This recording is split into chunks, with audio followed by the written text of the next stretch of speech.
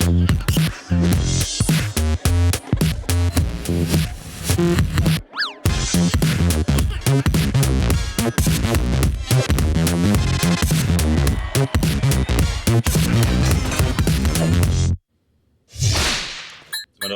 wir drauf? Juhu. Willkommen zurück auf der Gamescom. Wir haben einen besonderen Gast heute. Ich weiß nicht, ob ihr es alle gesehen habt, aber wir waren mal auf der Focus Interactive Messe und da haben wir es schon mal anspielen können. Gestern auch schon drüber gesprochen, Vampyr. Und ja, wir haben den Gast, ich kann seinen Namen leider nicht aussprechen, ich habe ihn mir aber aufgeschrieben. Gregory Szucs. Szucs. Can you take your mic? So, can you just introduce yourself to us and describe your job? So, hi everyone, I'm Gregory Szucs. I'm art director for Don't Nod, and I'm the art director for Vampyr. Mm-hmm. Okay, and is it the first time we see some gameplay of the game, or I know it was only trailer or something like that? Well, this is the first time that it was at E3 actually, and yes, this is the first time that we are going to see it in Europe, I guess. Okay, perfect. So you brought some gameplay for us, and we can start it and talk a little bit about it. So, one moment. Here it goes. Okay. So I've got some questions for you. Sure. Was haben wir denn hier mal? Can you a quick overview about Vampyr? What kind of game is it, and is it more like an adventure, an RPG? It's an action RPG. An action RPG. It's an action RPG. It's set in London in 1918, and you play as Dr. Jonathan Reed. It's right after the First World War, where the world has seen massive, on the industrial scale, casualties, and it's in the midst of the worst pandemic the world has ever known, the Spanish flu. So you see, we start with pretty dire situation. Okay, and is it some kind of connected to the vampirism, the Spanish flu disease, or is it? Well, this might be one of the theory that your character will explore. Yeah.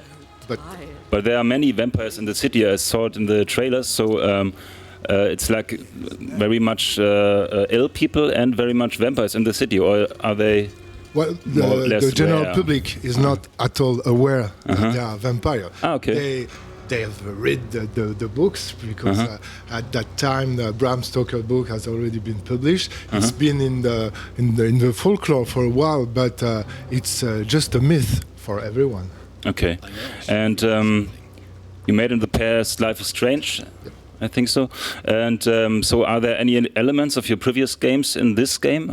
Some kind of choices also?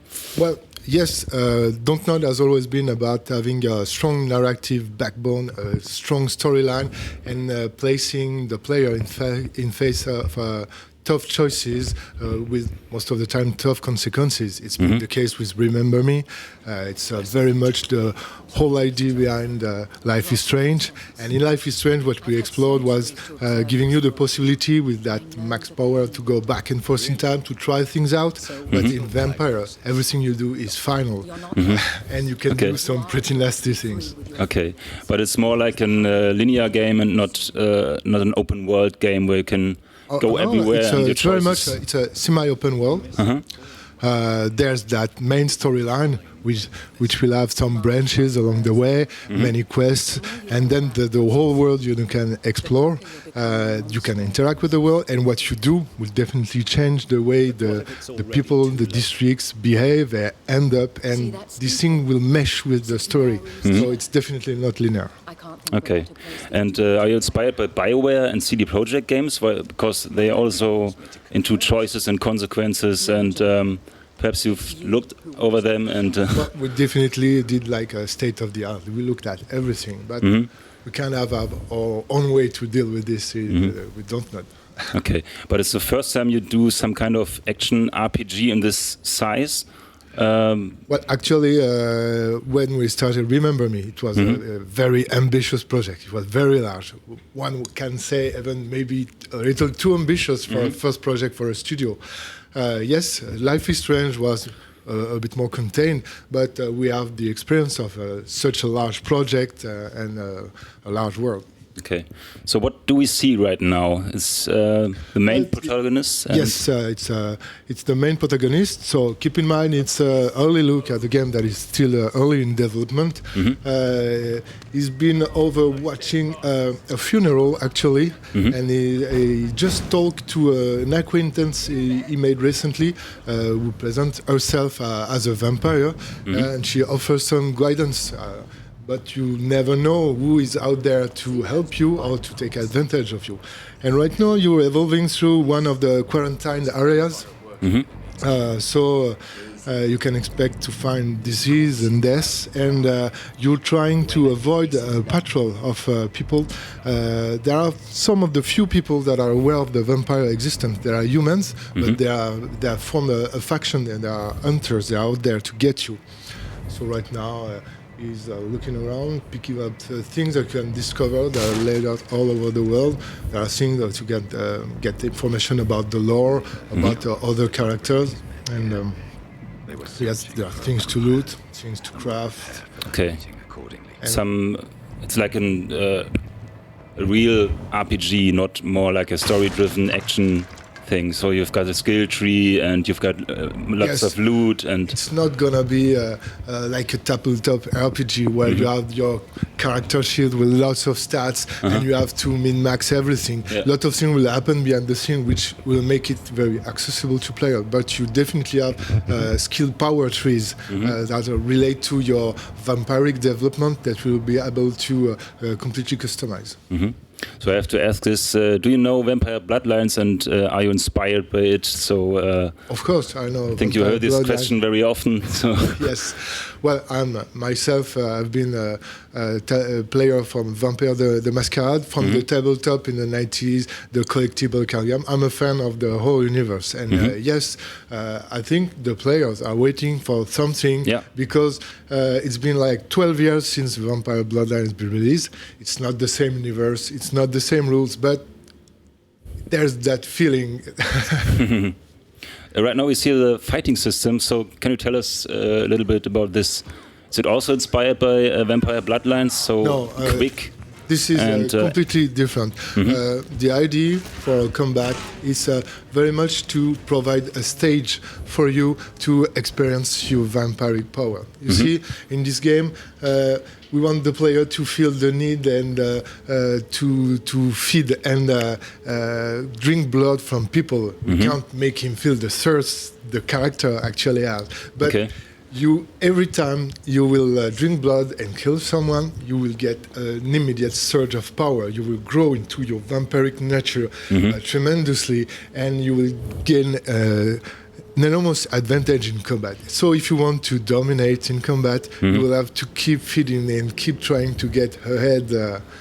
Okay. So you can try not to kill too, but that will be a challenge on its own. And the combat will be very much a stage.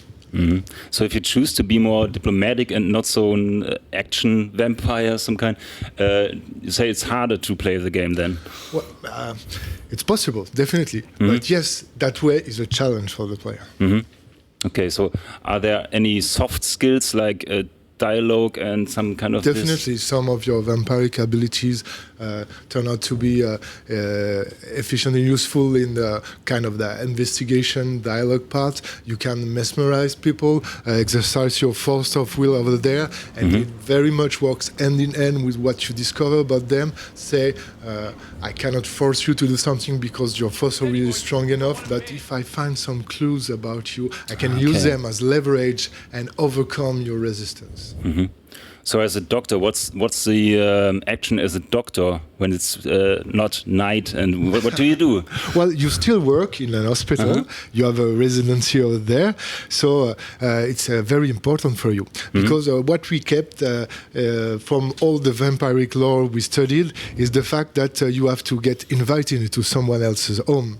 So you're in London in 1918, and you're a doctor. You come from a higher layer of society. You see how easy it is to gain trust from someone with that position. So it's very important to you to maintain that cover. You use it to your advantage, and you still have your doctor skills. So I guess you will meet many people facing disease which is ravaging London, and you can try to nurse them back to health, whether it is because you genuinely want to help them or just because you want to make their blood quality better to feed upon them and be really heavy. It's up to you. Okay, so you can drink from your own patients if you want. Oh yeah, everyone. And don't you have a blood bank or some kind of where you can go? Well, so nobody there has are to die? creative ways to get some blood, Okay. but it's not the most efficient.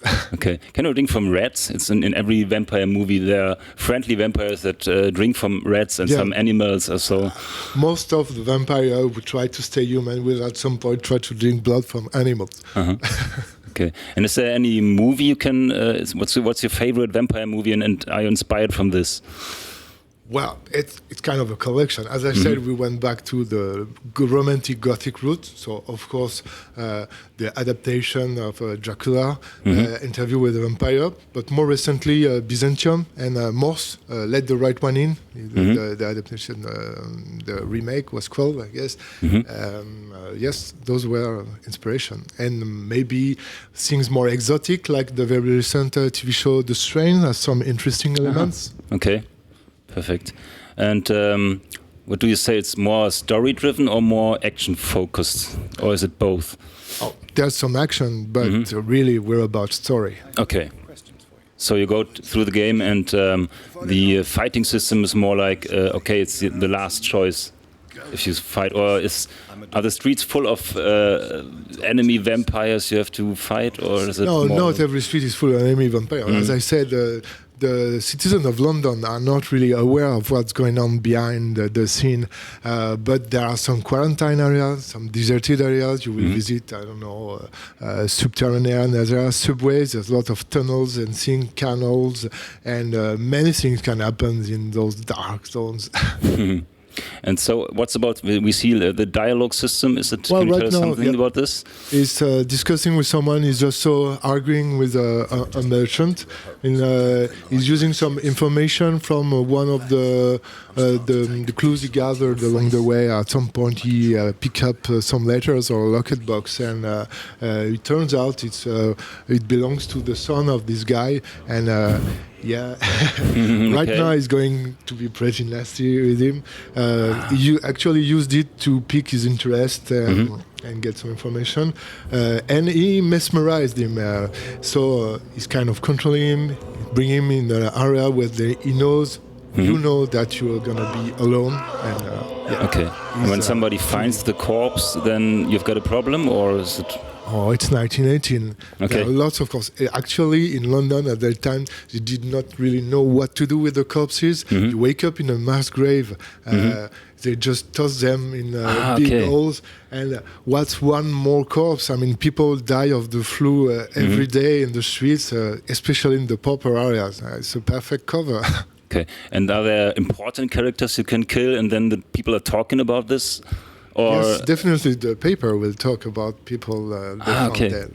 And the story goes in various lines. You can choose your own path. Yep. So are there more than there's more than one end to the story? Definitely. Okay. And at the end of the story, are you the master vampire, or can you go back to just the doctor story? Well, you start out trying to find out what happened to you, and you grow as a vampire or not, depending on how you behave. And yes, there are things happening at the end. I really won't spoil it. I'm sorry. Okay, perfect. So, can you tell us about the technical aspects? I think you use the Unreal Engine? Yes, we use the Unreal Engine. And just like in Remember Me, where we work with PBR, physically based rendering, that we brought to Unreal 3. Well, now it's built in Unreal 4, so we're really having fun lighting everything using this approach in Vampire. I think it's more like an own look. So more like a black and white look. Well, It's realistically lit, and there's some elements of stylization that we are bringing to the character. It's still in development, but the core of the lighting system is based on that physically based render. Okay. What else can you tell us about your game? Well, it's coming out next year, sometime in 2017, on Xbox, PS4, and PC. Okay. And what else? Yes, fans of tough stories facing tough consequences and choices will find what they need in Vampyr. People clamoring for a new RPG with Vampyr will be delighted, I guess. Okay, so what are you doing right now? Is it more like bugs to remove, or is it polishing? Well, we're still very much in development. We're not quite yet in the polishing stage. We're probably gonna show more next year with a more polished look, with all the gameplay more advanced. But we're still in production right now. And as a developer, have you played various times to find the bugs or to find the dead ends in the story, because there are so many choices and so? Oh yeah, we have to try absolutely everything. We have a dedicated team to trying to think like the player, even if it means like running into a stair for an hour trying to provoke a bug. We do that all day. Okay. So then I think we can quit. I think the video started again. Yep. So we go like this. So something about the Gamescom. Do you have a favorite game on the Gamescom, or did you see nothing until now? Well, we've been really busy. It's been non-stop interview. Many people are showing interest in our game. Yeah. So between the presentation and interview, I really not had time to visit the rest of the show. But I hope to see Gwent, actually. I'm really interested in Gwent, yeah. Ah, okay. Are you some kind of connected to the people of CD Projekt? Do you know them? Or? No, we don't know them. Ah, okay. But I'm interested in card games. Interested in card games. Did you see the Elder Scrolls card game? There's some kind of Yes, I have commercial. Seen it at E3 already, but I haven't had the chance to try Gwent yet, so this is where I'm at. Okay. So you don't want to see Cyberpunk instead of Gwent, you looking forward to Gwent and... Well, it's the one that piqued my interest. Yeah. Okay, then thank you for your time, and I hope you find back to your own place. Oh ja, I have a nice guide. Thanks. Okay, thanks. So Leute, das war's mit, ich muss schon wieder lesen, Gregory, Szucs von Don't Not. Vampyr ist ein Spiel, auf das ich mich besonders freue, und ich glaube, das wird toll, wenn sie es schaffen, halt ein großes Rollenspiel draus zu machen und nicht dran scheitern, dass es dann vielleicht im Skilltree oder im Gameplay oder was auch immer abstinkt gegen diese ganzen Story-Entscheidungen. Ich hoffe, die schaffen ein richtig großes, tolles Rollenspiel. Danach sieht's aus, und Vampire Bloodlines war der Shit. Deswegen hoffe ich es umso mehr, und danke fürs Zuschauen, und wir gehen zurück. Ich weiß gar nicht, wo wir jetzt zurückgehen in die Werbung. Wir müssen jetzt irgendwo hingehen. Bis später. Tschüss.